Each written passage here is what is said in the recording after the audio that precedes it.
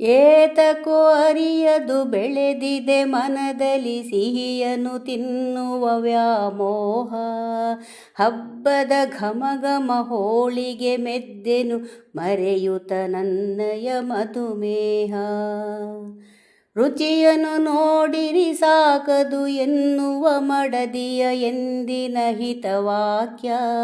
ಮಿತಿಯನ್ನು ಮೀರಲು ಕಾಯಿಲೆ ಉಲ್ಬಣ ಎಂಬುದು ಆಕೆಯ ಆತಂಕ.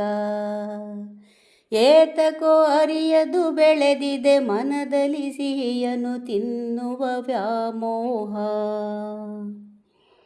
ಎರಡೇ ಹೋಳಿಗೆ ಉದರವ ಸೇರಿತು ಮನೆಯಲ್ಲಿ ಯಾರಿಗೂ ಅರಿವಿಲ್ಲ.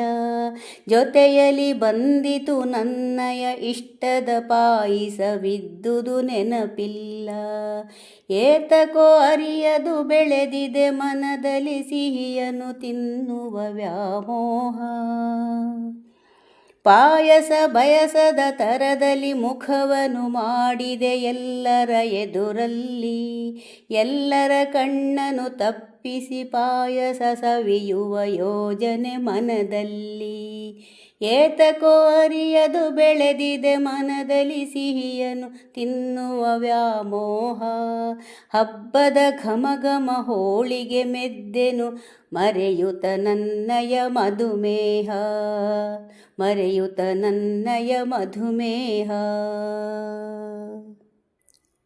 ಏತಕೋ ಅರಿಯದು ಬೆಳೆದಿದೆ ಮನದಲ್ಲಿ ಸಿಹಿಯನ್ನು ತಿನ್ನುವ ವ್ಯಾಮೋಹ. ಹಬ್ಬದ ಘಮಘಮ ಹೋಳಿಗೆ ಮೆದ್ದೆನು ಮರೆಯುತ್ತ ನನ್ನಯ ಮಧುಮೇಹ.